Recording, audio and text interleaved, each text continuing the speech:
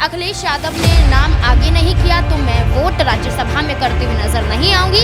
सीधा इनकार करना था और ऐसा हुआ भी। सिर्फ वो एक ही कैंडिडेट को वोट करती हुई नजर आई, 2 कैंडिडेट को वोट करने से साफ इनकार कर दिया। उस दौरान से तनातनी सपा और अपना दल के बीच में देखने को मिली। नाराजगी लोकसभा चुनाव के बीच में बढ़ी जब पल्लवी पटेल ने डिमांड कर दी कि मुझे कम से कम 3 सीटें चाहिए।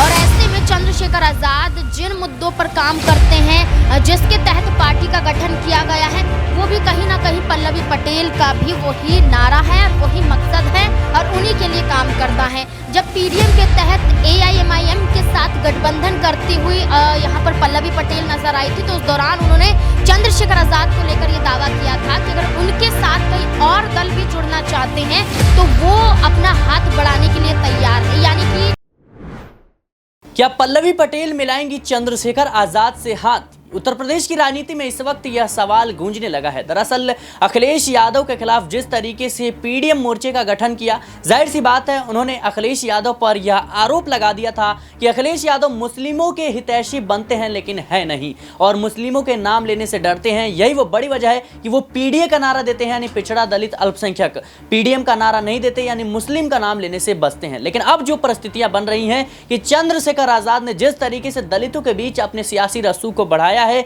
नगीना सीट से जीत दर्ज करने के बाद आजाद समाज पार्टी की, जो कह सकते हैं आजाद समाज पार्टी का विस्तार जो है बढ़ने वाला है। जाहिर सी बात है, इसको देखते हुए अब यह कयास लगाए जा रहे हैं कि पल्लवी पटेल अखिलेश यादव से रिश्ता तोड़ने के बाद चंद्रशेखर आजाद के साथ एक मंच पर नजर आएंगी, कंधे से कंधा मिलाकर चुनाव लड़ती हुई नजर आएंगी। उत्तर प्रदेश की राजनीति में क्या कुछ बड़ा उलटफेर होने वाला है, इस मुद्दे पर बातचीत करने के लिए हमारे साथ नाजमिन मौजूद है। नाजमिन, कैसे देख रहे हैं आपकी जिस तरीके से जो कयास लग रहे हैं उत्तर प्रदेश की राजनीति में कि पल्लवी पटेल कहीं ना कहीं अखिलेश यादव ने जिस तरीके से उन्हें इंडिया गठबंधन से बाहर किया था, अब वो चंद्रशेखर आजाद के साथ जो है गठबंधन करती हुई नजर आएंगे। इससे कितना बड़ा फायदा मिलने वाला है और क्या इसकी संभावना है?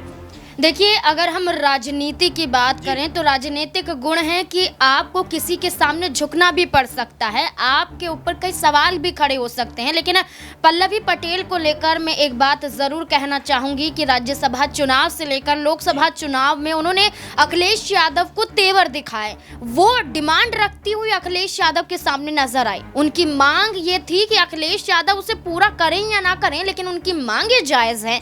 जैसे कि लोकसभा चुनाव से पहले राज्यसभा चुनाव की बात करें तो राज्यसभा चुनाव में वो कह रही थी कि पीडीए के तहत यहां पर अखिलेश यादव ने कोई भी प्रत्याशी का ऐलान नहीं किया। जो भी कैंडिडेट राज्यसभा के लिए आगे किया गया, चाहे उसमें जया बच्चन हो, रामजी लाल सुमन हो, आलोक रंजन हो, यहां पर पीडीए के तहत अखिलेश यादव ने नाम आगे नहीं किया तो मैं वोट राज्यसभा में करते हुए नजर नहीं आऊंगी। सीधा इनकार करना था और ऐसा हुआ भी। सिर्फ वो एक ही कैंडिडेट को वोट करती हुई नजर आई, 2 कैंडिडेट को वोट करने से साफ इनकार कर दिया।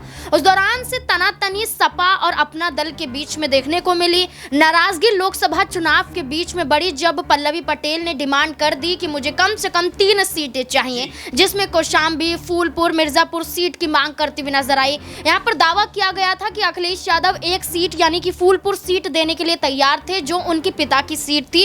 इस सीट पर सोनेलाल पटेल ने भी चुनाव लड़ा था। चुनाव बेशक ना जीता हो, लेकिन चुनाव जरूर लड़ा था। अब ऐसे में पल्लवी पटेल को वो सीट देने के लिए तैयार थे, लेकिन पल्लवी पटेल ने तेवर दिखाए कि मेरी मांग तो यही है। यहाँ पर जिस तरीके से आपने एक बयान दिया यहाँ पर कि इंडिया अलायंस से बाहर करने का काम अखिलेश ने किया। देखिए, इंडिया अलायंस से बाहर का रास्ता अखिलेश यादव नहीं दिखाया, जबकि आप देखिए पल्लवी पटेल खुद यहाँ पर ये तेवर दिखाती हुई नजर आई, जिसके चलते उन्हें गठबंधन से अलग हटना पड़ा।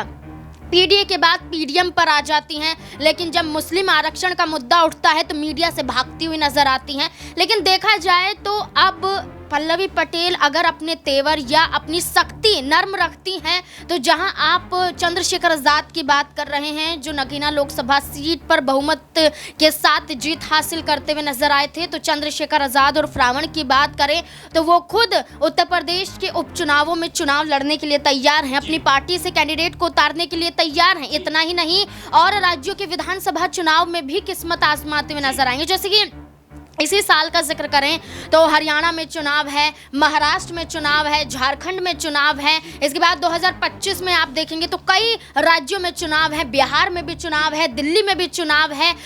ऐसे में ये दावा किया जा रहा है कि दिल्ली में भी अपनी राजनीति को साधते हुए भी चंद्रशेखर आज़ाद नजर आ सकते हैं। तो दोनों का मकसद ये है कि अपनी पार्टी के विस्तार को आगे करें, अपनी पार्टी का विस्तार करते हुए नजर आए। और ऐसे में चंद्रशेखर आज़ाद जिन मुद्दों पर काम करते हैं, जिसके तहत पार्टी का गठन किया गया है, वो भी कहीं ना कहीं पल्लवी पटेल का भी वही नारा है और वही मकसद है और उन्हीं के लिए काम करना है। जब पीडीएम के तहत एआईएमआईएम के साथ गठबंधन करती हुई यहाँ पर पल्लवी पटेल नजर आई थी, तो उस दौरान उन्होंने चंद्रशेखर आज़ाद को लेकर ये दावा किया था कि अगर उनके साथ कई और दल भी जुड़ना चाहते हैं तो वो अपना हाथ बढ़ाने के लिए तैयार है। यानी कि चंद्रशेखर आज़ाद के साथ मिलने की सहमति उन्होंने लोकसभा चुनाव के बीच में ही तय कर ली थी कि चंद्रशेखर आज़ाद चाहे तो वो उनसे हाथ मिलाने के लिए तैयार है। तो अब उत्तर प्रदेश में अगर ये दो दल मिलते हैं तो मजबूती और भी ज्यादा बढ़ती हुई नजर आएगी। जी बिल्कुल, मजबूती बढ़ती हुई नजर आएगी, क्योंकि आपको बता दें कि असदुद्दीन अवैसी के साथ गठबंधन करने के बावजूद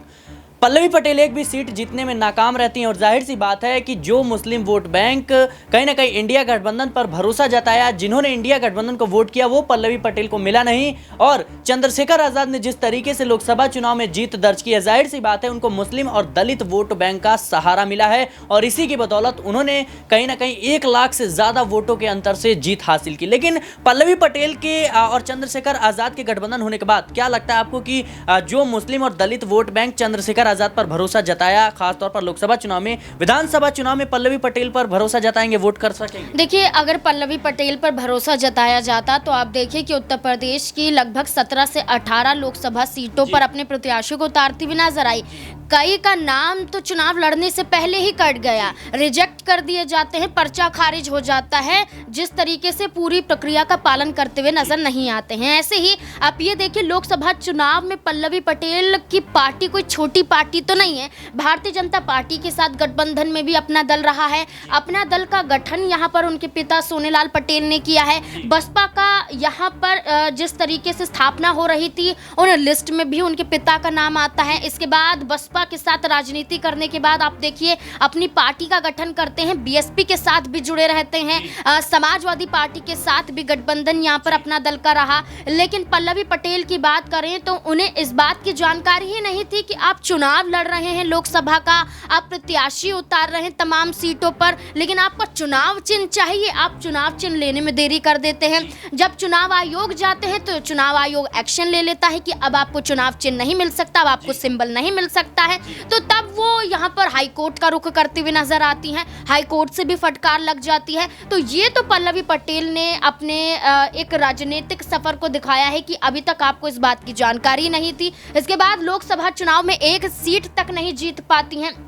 चंद्रशेखर आज़ाद की अगर मैं बात करूं, हाँ, चंद्रशेखर आज़ाद के साथ आज भी दलित जुड़ा हुआ है, मुस्लिम जुड़ा हुआ है, हर पिछड़ा वर्ग चंद्रशेखर आज़ाद का सम्मान करता है। चंद्रशेखर आज़ाद ने खुद ये बात सदन के अंदर कही थी और सदन में जाने से पहले भी ये बात कही थी कि मैं अब अपनी आवाज़ के जरिए उन मुद्दों को उठाऊंगा जो दलितों का मुद्दा है, जो दलितों की समस्याएं हैं, ना सिर्फ मैं अपने भाषण के जरिए बल्कि सदन में उन मुद्दों को उठाते हुए यहाँ पर मांगों को भी पूरा कराऊंगा। तो चंद्रशेखर आज़ाद जब लोकसभा सांसद पद की शपथ लेते हैं, उसके फौरन बाद जब सदन की कार्यवाही होती है, आप देखिए आरक्षण का मुद्दा भी उठाते हैं, मुद्दे ये भी उठाते हैं कि आज भी किस तरीके से जाति के आधार पर भेदभाव किया। नाज़मीन, अगर पल्लवी पटेल और चंद्रशेखर आज़ाद का गठबंधन होता है तो इसका सबसे बड़ा नुकसान किसको होगा, समाजवादी पार्टी या भारतीय जनता पार्टी? देखिए, दोनों ही पार्टियों को नुकसान होता नजर आएगा। सबसे ज्यादा मैं कहूंगी तो भारतीय जनता पार्टी को नुकसान होगा, क्योंकि भारतीय जनता पार्टी की पूरी रणनीति है कि वो कैसे करके अपने दलों की संख्याओं को बढ़ाती हुई नजर आए।